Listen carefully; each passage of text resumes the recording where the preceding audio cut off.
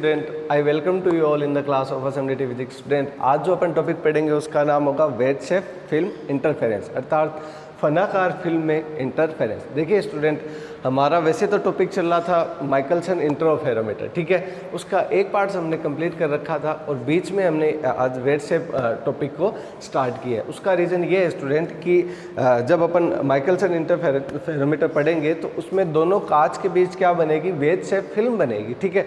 तो आज अपन ये क्लियर करेंगे कि वेज शेप फिल्म बनती कैसे है या वेज शेप फिल्म होती क्या है, वेज शेप फिल्म होने के लिए क्या कंडीशन होनी चाहिए, ठीक है स्टूडेंट। तो देखिए, सबसे पहले अपन बात करें केवल इंटरफेरेंस की, ठीक है। तो इंटरफेरेंस का मतलब ये है कि जब कोई दो लाइट सोर्स आपस में क्या करते हैं, सुपर इम्पोज करते हैं, ठीक है, तो एनर्जी क्या क्या होता है, रीडिस्ट्रीब्यूशन होता है। एकदम सिंपल सी बात है कि इंटरफेरेंस को पढ़ना जरूरी है यदि अपन वेव शेप को समझना चाह रही हैं, ठीक है।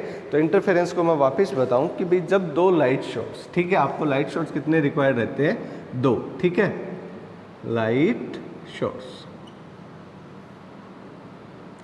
अब ये आपस में क्या करेंगे, सुपर इम्पोज्ड, ठीक है। तो एनर्जी का क्या करते हैं, रीडिस्ट्रीब्यूशन करते हैं, अर्थात पुनः वितरण करते हैं। कई जगह एनर्जी की वैल्यू ज़्यादा होती है और कई जगह एनर्जी की वैल्यू क्या होती है, कम होती है, ठीक है।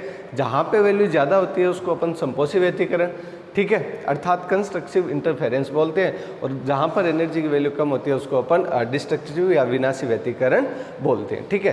तो ये हम ऑप्टिक्स के हिसाब से देखा हमने इंटरफेरेंस क्या रहता है, ठीक है। उसके बाद यदि अपन बात करें कि इंटरफेरेंस पैटर्न बनने के लिए कंडीशन क्या आती है, तो 2 से 3 सिंपल से क्या होती है, कंडीशन होती है। पहली मैं यदि बात करूँ तो सबसे पहले क्या होना चाहिए, लाइट सोर्स मोनोक्रोमेटिक, क्या होना चाहिए, मोनोक्रोमेटिक। सेकेंड थिंग क्या होनी चाहिए कि लाइट सोर्स क्या होना चाहिए स्टूडेंट, नैरो होना चाहिए, क्या होना चाहिए, नैरो होना चाहिए, ठीक है। अब मोनोक्रोमेटिक नैरो होना चाहिए, और उसके साथ साथ ये है कि यदि आपको इंटरफेरेंस देखना है, ठीक है, तो आपको जो बैकग्राउंड रखना है स्टूडेंट, वो क्या रखना पड़ेगा, आपको डार्क रखना पड़ेगा। क्या रखना पड़ेगा, डार्क रखना पड़ेगा। बैकग्राउंड डार्क का मतलब ये है कि जैसे ब्लैक बना दिया आपने, कंप्लीट ब्लैक, तो आप उसको आराम से ऑब्जर्व कर पाओगे, या जैसे मतलब जो चमकीला हो, ठीक है, तो आप आसानी से इंटरफेरेंस पैटर्न को क्या कर सकते हो, देख सकते हो, ठीक है स्टूडेंट। अब अपन बात करते हैं हमारी वेज फिल्म होती क्या है या वेज फिल्म बनती कैसे है, ठीक है स्टूडेंट। अब वेज फिल्म बनाने के लिए अपन को जो इंटरफेरेंस पैटर्न अपन को बनाना है, उसके लिए अपन को 3 कंडीशन कौन सी फॉलो करनी पड़ेगी। लाइट सोर्स अपन को कौन सा लेना पड़ेगा, मोनोक्रोमेटिक।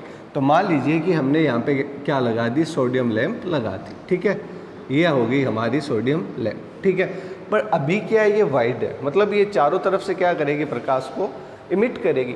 अपन को प्रकाश को चारों तरफ से इमिट नहीं करवाना है, क्योंकि अपन को अच्छे से क्या लेना है, इंटरफेरेंस पैटर्न को प्राप्त करना है। अब इसको प्राप्त करने के लिए अपन को जो लाइट सोर्स है वो क्या करना पड़ेगा, नैरो करना पड़ेगा। क्या करना पड़ेगा, नैरो। तो नैरो करने के लिए अपन क्या लगा देते हैं, स्लिट।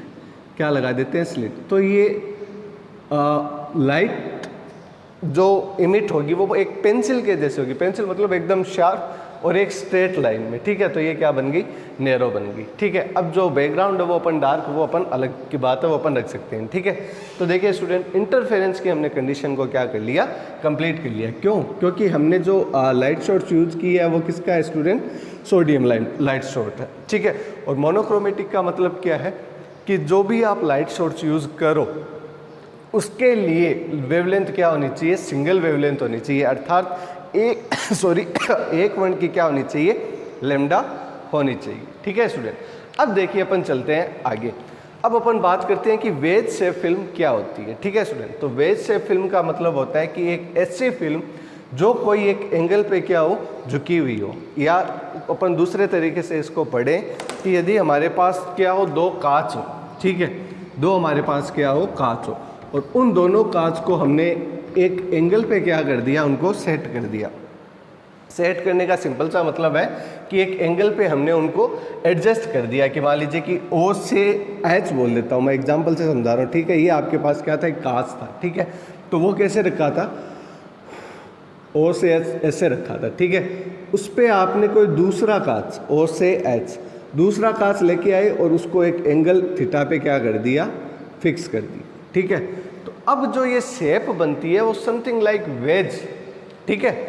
फन के जैसे बनती है, समथिंग लाइक जैसे कोई फन रहता है ना, उस हिसाब से क्या बनती है, एक शेप बनती है। ठीक है, तो ये जो वेज शेप बनी, इसके भी अलग अलग कंडीशन पॉसिबल है स्टूडेंट। ये आपने कांच लिया OH और दूसरा कांच ले लिया मान लीजिए OT, क्या नाम ले लिया, OT। ठीक है, अब इन दोनों कांच को आपने क्या रखा कि एक एंगल पे रख दिया है।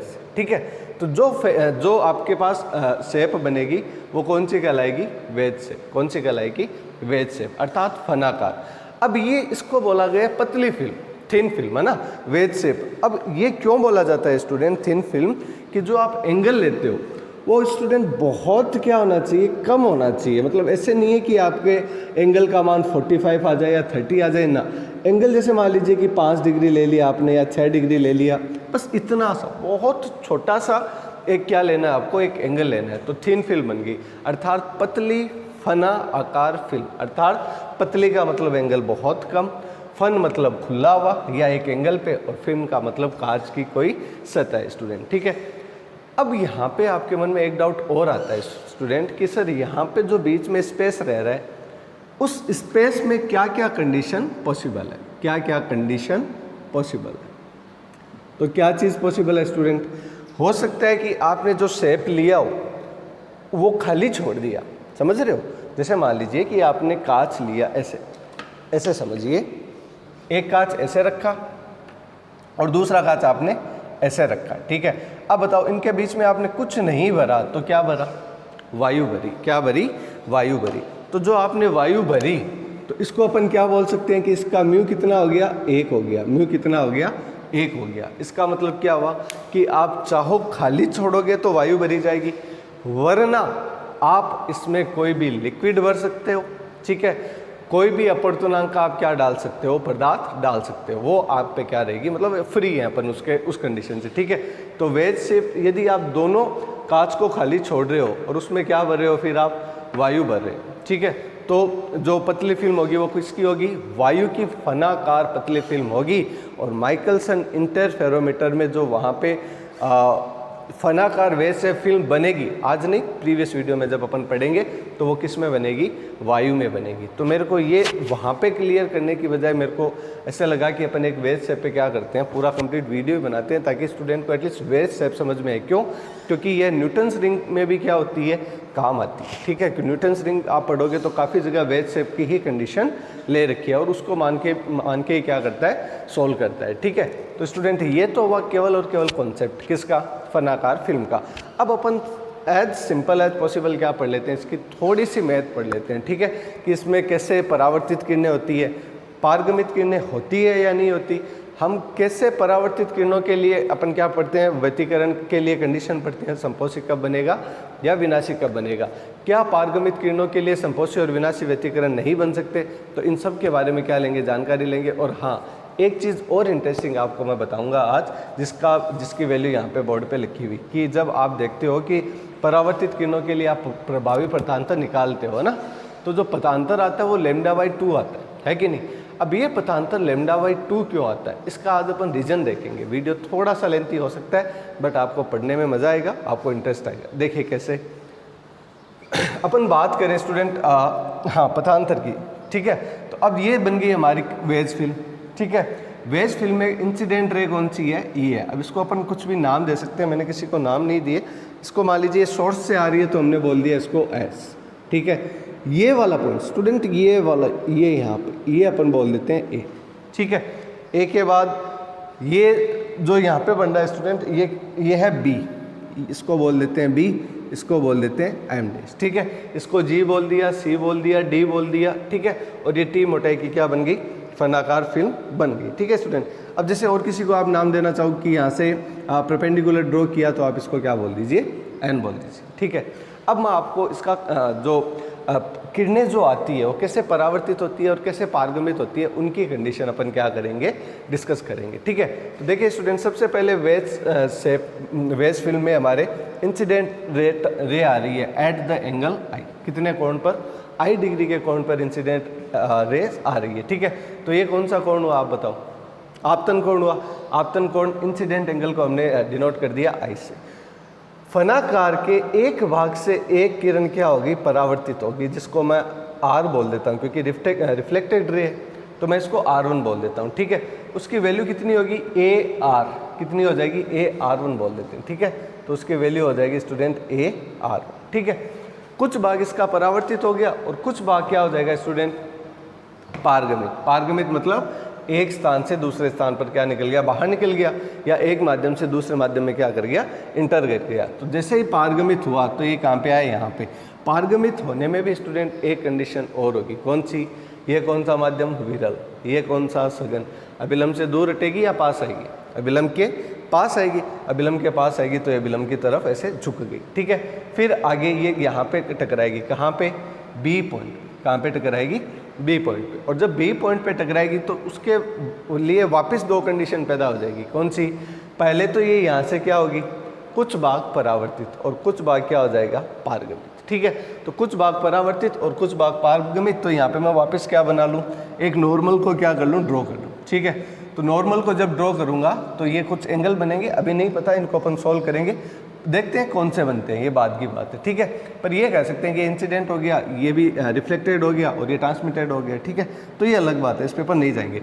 यहाँ से जब ये क्या हुई, परावर्तित हुई, तो इसके बाद आगे इसके पास क्या हो गई, दो कंडीशन और हो गई।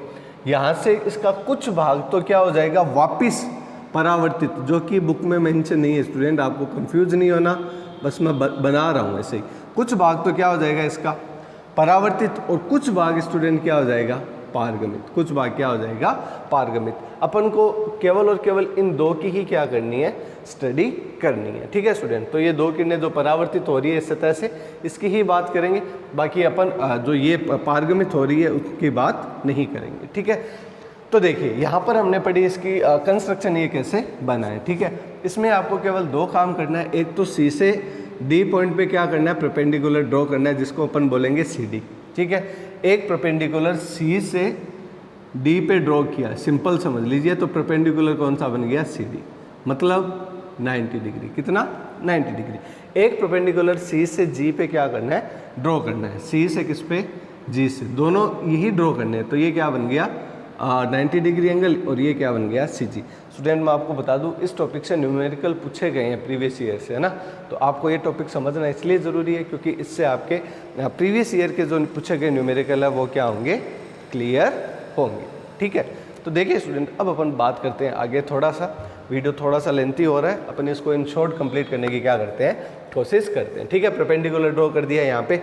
अब अपन पथांतर की बात करें, किस में, परावर्तित किरणों में, क्योंकि ये तो कौन सी हो गई, पारगमित, और ये वाली कौन सी होगी, परावर्तित, ठीक है। इसमें इस किरण को अपन परावर्तित बोल रहे हैं, जबकि यहाँ पे देखा जाए ना तो आपको पता चलेगा कि ये पारगमित किरण है। क्यों, क्योंकि ये एक माध्यम से दूसरे माध्यम को क्या कर रही है, चेंज कर रही है, ठीक है। तो अपन ये बाद की बात है, इस पर अपन फोकस नहीं करेंगे क्योंकि अपन को टॉपिक कंप्लीट करना है, ठीक है। आगे देखो स्टूडेंट, अपन बात करें पथांतर की, तो पथांतर कितना होगा, पथांतर होगा del1, किन से, इन किरणों में पथांतर, इन दोनों में कौन सी किरणें हैं, एक तो किरण होगी CR2 बोल दीजिए इसको, और AR1। तो मैं बोल दूं कि CR1 और AR2 किरणों में पथांतर, CR1 व AR2 में पथांतर कितना होगा, पथांतर होगा म्यू गुणा AB प्लस BC, अर्थात म्यू गुणा AB प्लस BC। म्यू क्यों लगाया, क्योंकि ये किस में है, अपवर्तनांक में, तो जितनी चलेगी म्यू मल्टीप्लाई हो जाएगा और माइनस कितना हो जाएगा, AD कौन सी वैल्यू है स्टूडेंट, A से D, मतलब ये वाली वैल्यू, ये क्या एक्स्ट्रा, और यहाँ से आगे आप देखोगे तो दोनों क्या चल रही है, बराबर चल रही है। तो इसमें से यदि मैं ये घटा दूँ तो दोनों के पथ क्या हो जाएंगे, बराबर हो जाएंगे, अर्थात पथांतर मिल जाएगा अपन को, ठीक है। तो देखिए स्टूडेंट, ये पथांतर निकालने के लिए अपन को AB और BC क्या रहेगी, रिक्वायर्ड रहेगी, ठीक है, और AD की वैल्यू निकालनी रहेगी, ठीक है। तो देखिए स्टूडेंट, सबसे पहले कुछ मैथ सोल्व कर रखी है इसने कि I प्लस DAC का मतलब स्टूडेंट ये I और DAC, मतलब कौन सा एंगल स्टूडेंट, ये वाला एंगल। तो ये दोनों मिलके कितना बना रहे हैं, 90, तो यहाँ पे हमने लिख दिया 90। फिर DAC दैट मीन्स ये वाला एंगल, और कौन सा ACD, मतलब ये वाला, ये दोनों मिलकर यहाँ पे परपेंडिकुलर ड्रॉ है तो कितना बना रहे हैं, 90। तो मतलब इससे ACD कितना आ जाएगा हमारे पास, I1। ठीक इसी प्रकार से अब देखिए स्टूडेंट, ये हमने न्यूटन रिंग में बहुत अच्छे से पढ़ा है, यदि आपको कंफ्यूजन है तो न्यूटन रिंग में देखना, आपको क्लियर हो जाएगा, ठीक है। वैसे सेम वही प्रोसेसर है, ठीक है। आगे देखिए R प्लस CAG, R कौन सा हो गया स्टूडेंट, R ये हो गया, ठीक है, और CAG, C कहाँ पे, ये ए ये रहा, जी ये रहा, तो ये वाला एंगल, तो ये दोनों मिलके कितने बनेंगे 90 डिग्री। और ये दोनों मिलके मतलब ये और ये, इसको मैं बोल सकता हूँ CAG प्लस ACG, तो ये दोनों मिलके यहाँ पे कितना बनाएंगे 90। तो इनको अपन सोल्व करेंगे तो आपको पता चलेगा कि ACG कितना आ गया R, ACG R, that means ये तो हो गया R और ऊपर वाला हो गया स्टूडेंट I, तो ये IR, ठीक है। इन दोनों में अपन सोल्व करेंगे क्योंकि साइन I अपन साइन R लगाएंगे लाल बट्टा कका से, तो अपन जब इसको सोल्व करेंगे तो AD बराबर कितना आ जाएगा mu into AG, mu into कितना आ जाएगा AG। और जब अपन इसको कंप्लीट सोल्व करेंगे स्टूडेंट तब आपको जो डेल वन है वो मिलेगा 2 mu T cos theta plus R, ठीक है। ये क्या आ गया पथांतर, कौन सी किरणों में, परावर्तित किरणों में, कौन सी में, परावर्तित किरणों में। स्टूडेंट जितना ज़रूरी था मैं एक बार उतना ही बता रहा हूँ, ठीक है।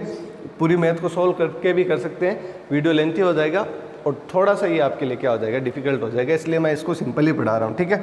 आगे देखिए स्टूडेंट, अब मैं बोल रहा हूँ कि प्रभावी किरणों परावर्तित किरणों में प्रभावी पथांतर, प्रभावी पथांतर मतलब कुल पथांतर में से आप कितना कम कर दो -λ/2।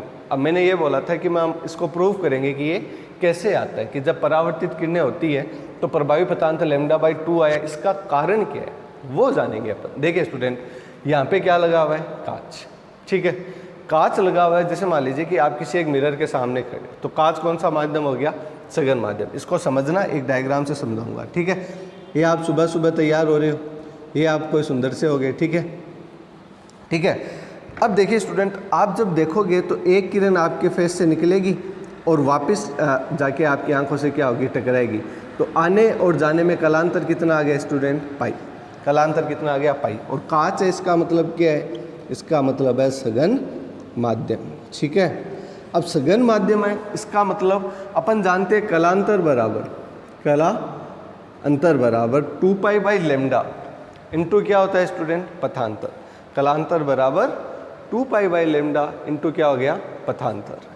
तो इसका मतलब स्टूडेंट यहाँ से निकला कि कलांतर 2π/λ गुणा पथांतर। अब स्टूडेंट कलांतर तो अपन को मतलब पता चल गया कि जब कोई किरणें सघन माध्यम से परावर्तित होती है तो उनमें कितने का कलांतर आ जाता है, पाई का। मैंने आपको एक एग्जाम्पल से बता दिया, कांच वाले से आप भूलोगे नहीं, ठीक है।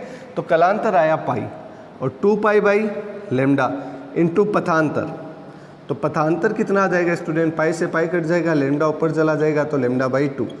ये लीजिए, ये आपके क्वेश्चन का क्या आ गया आंसर। इसलिए अपन पथांतर को क्या कर देते हैं, उसमें से घटा देते हैं। तो हमारे पास जो प्रभावी जो पाथ डिफरेंस आता है स्टूडेंट, वो आता है del equals to λ1 minus pi, sorry डेल1 माइनस λ/2, ठीक है। ये क्या आया हमारे पास, प्रभावी पथांतर। अब स्टूडेंट इसको संपोषी और विनाशी व्यतिकरण के लिए कैसे इम्प्लाई करें, आप जानते हो, थोड़ा सा रिकॉल करो ताकि आपकी ऑप्टिक्स और मजबूत हो जाएगी, ताकि आपको न्यूटन्स रिंग पे और अच्छी सी पकड़ हो जाएगी, ठीक है। तो पथांतर क्या, पथांतर यदि मैं संपोषी व्यतिकरण के लिए लिखा हूँ, किसके लिए, संपोषी व्यतिकरण फॉर कंस्ट्रक्टिव इंटरफेरेंस, तो डेल अर्थात डेल1 माइनस λ/2 किसके बराबर हो जाएगा स्टूडेंट, n λ के बराबर। किसके बराबर हो जाएगा स्टूडेंट, n λ के बराबर, ठीक है। तो डेल1 कितना है स्टूडेंट, डेल1 ये रहा 2 mu T cos theta plus R. Theta plus R कहाँ पे बन रहा है, यहाँ पे स्टूडेंट। थीटा प्लस आर कहाँ पे बन रहा है, यहाँ पे, ठीक है। तो 2 mu T cos theta plus R minus λ/2 equals to L lambda, equals to L lambda. तो इसको जब अपन सोल्व करेंगे तो ये इधर चला जाएगा, तो ये आ जाएगा 2 mu T cos theta plus R equals to कितना हो जाएगा स्टूडेंट, n कॉमन आ जाएगा और 1 प्लस कितना आ जाएगा, λ/2। तो ये किसके लिए आ जाएगा, संपोषी व्यतिकरण के लिए। इसी प्रकार अपन डिस्ट्रक्टिव के लिए देखेंगे। यहाँ से न्यूमेरिकल पूछा गया है स्टूडेंट, यहाँ से न्यूमेरिकल पूछते हैं। ये वाला जो पार्ट है ये न्यूमेरिकल के हिसाब से बता रहा हूँ। प्रीवियस ईयर के क्वेश्चन पेपर में क्वेश्चन आपको मिलेंगे कि भाई फनाकार बेस फिल्म में बताइए थीटा इतना हो, ये इतना हो, तो अपन कैसे सोल्व करते हैं, ठीक है स्टूडेंट। अब देखिए विनाशी व्यतिकरण, विनाशी व्यतिकरण के लिए कंडीशन क्या होती है, पथांतर किसके बराबर होना चाहिए, 2 mu T cos theta plus R minus λ/2। ये किसके बराबर होना चाहिए, ये होना चाहिए student n plus minus half into lambda, n plus minus half into lambda. इसको जब अपन सोल्व करेंगे तो हमारे पास वैल्यू आएगी 2 mu T cos theta plus R equals to N lambda.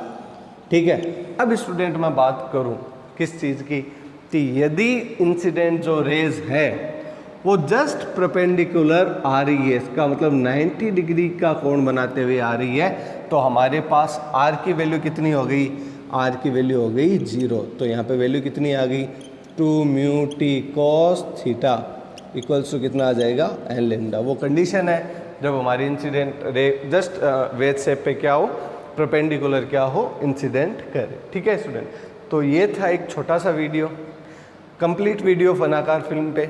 और यहाँ तक अपन देखें तो देख पाएंगे कि फनाकार शेप वेज शेप हमारा कंप्लीट है, और न्यूमेरिकल के हिसाब से भी आप क्या कर सकते हो, समझ सकते हो। अब ये वेज शेप आपके न्यूटन्स रिंग में भी आप जोड़ के देख सकते हो, और माइकलसन इंटरफेरोमीटर में भी आप जोड़कर देख सकते हो, आपको अच्छे से समझ आ जाएगा। ठीक है स्टूडेंट, तो मिलते हैं स्टूडेंट नेक्स्ट वीडियो में। तब तक के लिए आप अपना ध्यान रखिए, घर पे रहिए, सुरक्षित रहिए। धन्यवाद।